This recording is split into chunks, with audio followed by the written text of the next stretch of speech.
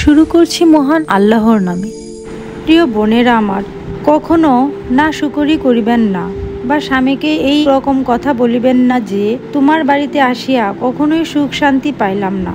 আমার নবী সাল্লাল্লাহু আলাইহি ওয়াসাল্লাম ডেকে বলেন, ওহে আমার উম্মতেরা গো, আমি দুজকের মধ্যে অধিকাংশই মেয়েলোক দেখিয়াছি। সাহাবীগণ বলেন, হুজুর, ইহার কারণ কি? তিনি বলেন, তাহারা অন্য লোকের উপর গজব নালত করে আর আপন স্বামীর না শুকরিয়া খুব বেশি করিয়া থাকে।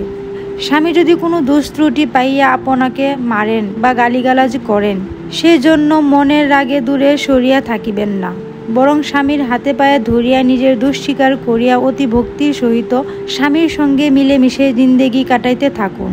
শ্বশুর শাশুড়ি বাঁচিয়া থাকা পর্যন্ত আদবের সাথে তাহাদের খেদমত করিবেন ও হুঁশিয়ারির সহিত চলিবেন, যেন কোনো দোষ ধরিতে না পারে। কোনো কাজে বা কোনো কথায় তাহাদের মনে দুঃখ দিবেন না।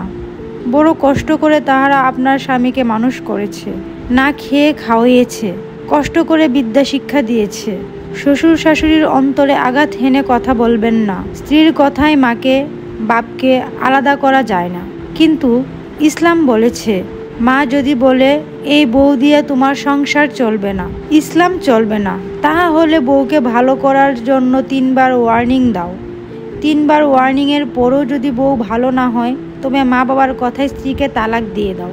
আজ দেখা যায় মা বাপকে স্ত্রীর কথায় আলাদা করে দেয়, আর শ্বশুর শাশুড়িকে বছরের মধ্যে 3-4 বার দাওয়াত করিয়া আনিয়া পোলাও কোরমা খাওয়ায়। মাকে বলে বুড়ি, বাপকে বলে বুড়া, শ্বশুরকে বলে আব্বাজান, শাশুড়িকে বলে আম্মাজান। পোলাও গোস্ত আরও খান। শাশুড়ি বলে বাবা আর দিও না, জামাই বলে আম্মা আরও খান। ওই ঘরে বসে মা দুঃখিনী আঁচল টেনে 2 চোখের পানি মুছে আর বলে, হায় রে বাবা, কত কষ্ট করে তোকে মানুষ করেছি। যখন তোমার কেউ ছিল না তখন আমি ছিলাম, এখন তোমার সব হয়েছে, পর হয়েছি আমি। দুঃখের সহিত মা বোনদের বলে যায়, নিজেও বহু কষ্ট করে ছেলেকে মানুষ করতেছেন, আব্বু আম্মু বলে চুমা দিতেছেন, নিজে না খেয়ে সন্তানকে খাওয়াইতেছেন। দেরি নাই গো মা বোনেরা, আপনিও শাশুড়ি হবেন, তাই চিন্তা করে চলবেন। শ্বশুর শাশুড়ির বিরুদ্ধে স্বামীকে কখনো খেপাইয়া তুলিবেন না। জাল ও ননদের সঙ্গে মিলেমিশে চলিবেন, সহ্য ধৈর্য ধরিয়া চলিবেন। আল্লাহ পাক বলেন, ইন্নাল্লামা মাআস সাবিরিন, ধৈর্যশীলদের সাথে আল্লাহ আছেন। সূরা বাকারা আয়াত 153। তাহাদের সঙ্গে ঝগড়া বিবাদ করিবেন না। মুরব্বীদেরকে আদর ও সম্মান করিবেন এবং ছোটদেরকে দয়া ও স্নেহ করিবেন। বাপের বাড়ি যাইয়া স্বামীর বাড়ির কোনো দোষের কথা প্রকাশ করিবেন না, আর স্বামীর বাড়ি যাইয়াও বাপের বাড়ির কোনো দোষের কথা প্রকাশ করিবেন না। আর স্বামীর ডাকে তৎক্ষণাৎ হাজির হইবেন।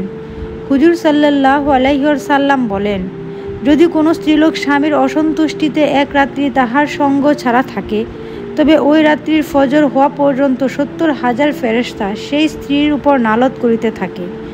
স্বামীর বিনা হুকুমে নফল নামাজ, নফল রোজা করিবেন না, কেননা নফল ইবাদতের চেয়ে স্বামীর খেদমতেই বেশি নেকি পাইবেন। কিন্তু ফরজ নামাজ, ফরজ রোজা, উমরি কাজা আদায় করিতে স্বামীর বাধা মানিবেন না। স্বামীর হুকুমে এসব কাজ আল্লাহর নাফরমানি করিবেন না। স্বামী আপনাকে পর্দা করিয়া চলিতে নিষেধ করিলেও আপনার পর্দা করিয়া চলিতে হইবে। স্বামী আপনাকে মদ্যপান করিতে আদেশ করিলে, জিনা করিতে আদেশ করিলে, কাহারও উপর জুলুম করিতে আদেশ করিলে আপনার তাহা প্রত্যাখ্যান করা ফরজ। কেননা আল্লাহর আইন লঙ্ঘন করে মানুষের আদেশ মানা জায়েজ নাই। কোনটা আল্লাহর আদেশ, কোনটা নিষেধ, কোনটা জায়েজ, কোনটা নাজায়েজ, এতটুকু দ্বীনি এলেম শিক্ষা ফরজ। ইহাতেও স্বামী বাধা দিতে পারিবেন না। এই বিশেষ দিকগুলো করা ছাড়া অন্যান্য সব অবস্থায় স্বামীর অনুগত হইয়া চলিতে হইবে। বোনেরা আমার, স্বামী কেমন ধন, যাহাদের স্বামী মরিয়া গিয়াছে তাহাদের জিজ্ঞাসা করিয়া দেখেন। আর আল্লাহ না করুক, যখন আপনাদের স্বামীও মরিয়া যাইবে, তখন আপনারাও বুঝিতে পারিবেন। অতএব এখন জীবিত থাকতেই তাহাদের যত্ন করিয়া যাহা উপার্জন করিয়া লইতে পারেন, তাহাই আপনাদের পরকালের সম্বল হইবে। স্বামীর সেবা যত্ন করবেন, তাহাদের সাথে চোখ রাঙাইয়া কথা বলবেন না। তাদের অন্তরে আঘাত দিয়া কথা বললে ইবাদত কবুল হবে না। তালিমে আসেন, তাদেরকে বুঝাইয়া আসেন। আমার নবী সাল্লাল্লাহু আলাইহি ওয়াসাল্লাম বলেন, এক মা স্বপ্নে দেখে তার মেয়ের কবরে দাউ দাউ করে আগুন জ্বলতেছে। মেয়ে ডেকে বলে, মাগো, আমার স্বামীর কাছে আমার সালাম করবেন। আমি তার অন্তরে ব্যথা দিয়ে কথা বলতাম, তিনি যেন আমাকে ক্ষমা করে দেন। মা ঘুমের থেকে উঠে দৌড়াইয়া গিয়ে হুজুর সাল্লাল্লাহু আলাইহি ওয়াসাল্লামের কাছে বললেন, হুজুর সাল্লাল্লাহু আলাইহি ওয়াসাল্লাম বলেন, তোমার জামাইকে নিয়ে আসো। জামাইকে নিয়ে আসলে হুজুর সাল্লাল্লাহু আলাইহি ওয়াসাল্লাম বলেন, তোমার স্ত্রী কি তোমার অন্তরে ব্যথা দিয়ে কথা বলতো? সে বলে, হ্যাঁ। তুমি তাহাকে ক্ষমা করো নাই? সে বলে, না। হুজুর সাল্লাল্লাহু আলাইহি ওয়াসাল্লাম বলেন, কেন ক্ষমা করো নাই? শুনো, তুমি তো তোমার স্ত্রীকে ভুলে গেলে, কিন্তু সে তো আজও তোমাকে ভুলতে পারে নাই। তোমাকে সালাম জানাইয়াছে, সালাম গ্রহণ করো। সে বলে, সালাম গ্রহণ করলাম, তবে আপনি কি জন্য আমাকে ডাকাইয়াছেন? হুজুর বললেন, তুমি পারলে তোমার স্ত্রীকে ক্ষমার চোখে দেখো, ক্ষমা করে দাও। সে বলে, হুজুর ক্ষমা করব এই শর্তে যে হাসরের মাঠে মুসিবতের দিন যদি বিপদে পড়ে যাই, আল্লাহর নবী আমাকে ওই বিপদ থেকে বাঁচাইয়া জান্নাতে ঢুকাইয়া দিবেন। রাসূল সাল্লাল্লাহু আলাইহি ওয়াসাল্লাম বলেন, যাও, তুমি তোমার স্ত্রীকে ক্ষমা করে দাও। আমি রাসূল ওয়াদা করলাম, তুমি যদি কোনো বিপদে পড়ে যাও, ওই বিপদ থেকে বাঁচাইয়া আমি তোমাকে জান্নাতে ঢুকাইয়া দিব। এইবার সে বলছে, আমি আমার স্ত্রীকে ক্ষমা করে দিলাম।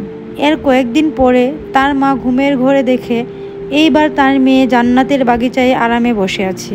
আমরা এইখান থেকে শিখলাম যে স্বামীর অন্তরে আঘাত দিয়া কোনো কথা বলা চলবে না।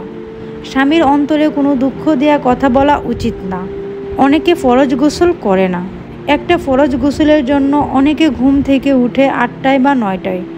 জমিন বলে, হে আল্লাহ, এই নাপাক ব্যক্তিরা আমার উপরে কদম রাখে কেন? তুমি আমাকে হুকুম করো, আমি ওদেরকে গ্রাস করিয়া ফেলি। আমি মা বোনদের বলি, এটা পাপ, অন্যায় ছাড়া আর কিছুই নয়। যারা বেলা উঠলে ফরজ গোসল করেন, আসমান জমিনবাসীর সকলে তাকে নালত করে এবং জাহান্নাম তার ঠিকানা হয়ে যায়। নাউজুবিল্লাহ।